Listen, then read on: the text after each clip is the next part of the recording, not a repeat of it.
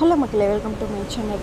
இன்றைக்கி நம்ம என்ன பார்க்க போகிறோம் அப்படின்னா, இயற்கை நிறைந்த கோயம்புத்தூர் மாவட்டத்தில் இருக்கக்கூடிய மேற்கு தொடர்ச்சி மலையில் அமைஞ்சிருக்கக்கூடிய நீரா டேம் பற்றி தான் நம்ம இன்றைக்கி பார்க்க போகிறோம்.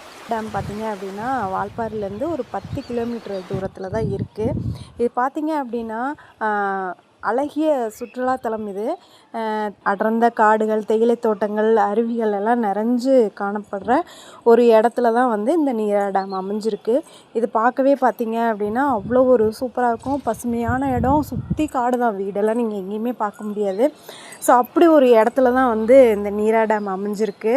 என்ன சொல்கிறது, அவ்வளோ இயற்கையாக இருக்கும் பார்க்குறக்கு, பசுமையான இடம். அது மட்டும் இல்லை, இங்கே வரணும் அப்படின்னா பர்மிஷன் வாங்கிட்டு தான் வரணும். எந்த டைமில் வேணாலும் வரலாம் அப்படின்னலாம் கிடையாது.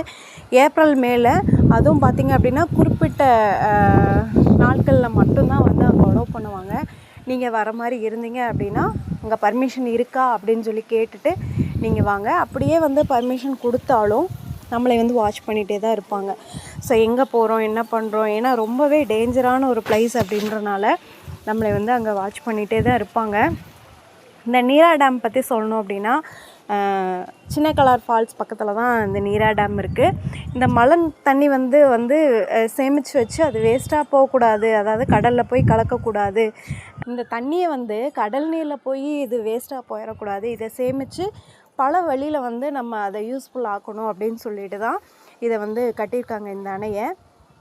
இந்த அணை வெறும் தண்ணீர் சேமிப்பதற்காக மட்டும் கட்டப்படலை. தமிழ்நாட்டில் மிகப்பெரிய நீர்ப்பாசன திட்டங்களில் ஒன்றான பரம்பிக்குளம் ஆழியாறு திட்டத்தின் முக்கிய பகுதியாக இது வந்து காணப்படுது, இந்த நீரா டேமு.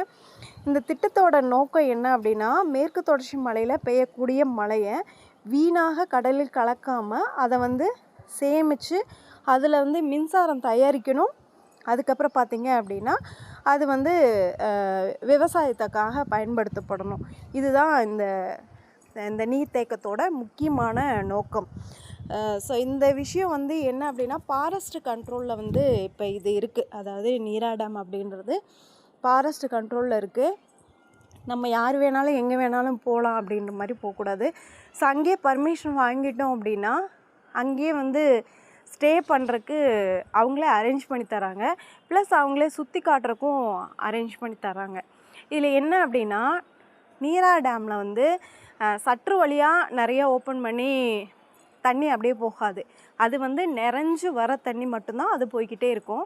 இன்னொரு சைடு பார்த்திங்க அப்படின்னா டனல் வழியாக வந்து பார்த்திங்க அப்படின்னா இந்த நீரை வந்து நிறைஞ்சு போயிட்டுருக்க நீர் ஒரு சைடு போயிட்டே இருக்கும். அது வந்து மேலே இருக்குது. நம்ம வந்து இப்போ கீழே நம்ம பார்த்துட்ருக்கோம். மேலே வந்து பார்த்திங்க அப்படின்னா அந்த தண்ணி நிறைஞ்சு போகிறத ஒரு டனல் வழியாக வந்து விட்டுருப்பாங்க இன்னொரு டேமுக்கு. அதுதான் ஷோலா டேம்.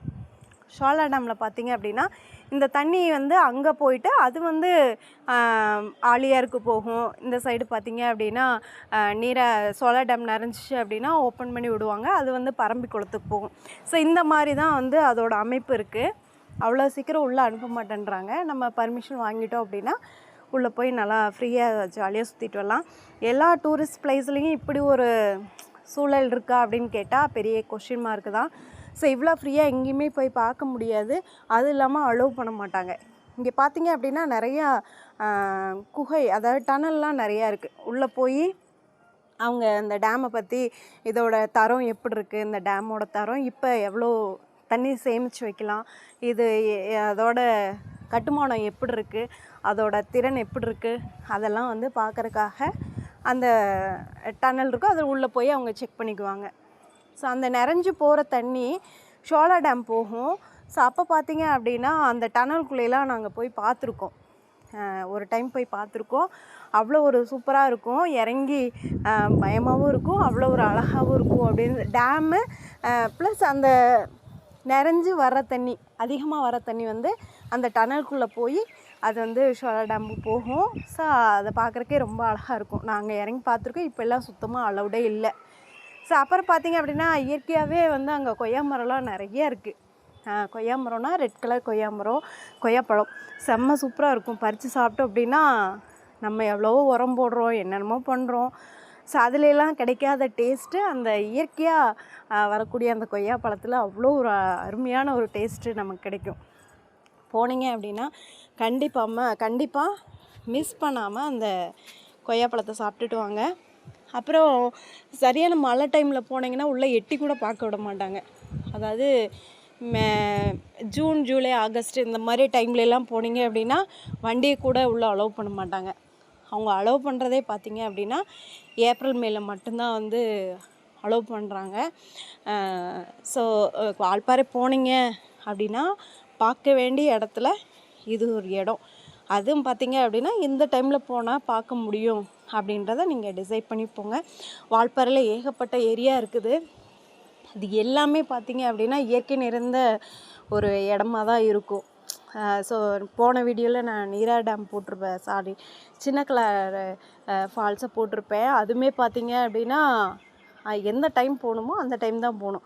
ஸோ நம்ம வந்து மழை சீசன் டைம் அந்த மாதிரியெல்லாம் போனோம் அப்படின்னா உள்ள கண்டிப்பான முறையில் அலௌடு கிடையாது. அதையும் நீங்கள் பார்த்துக்கோங்க. சூப்பரான வீடியோவில் நான் உங்களை பார்க்குறேன். பை.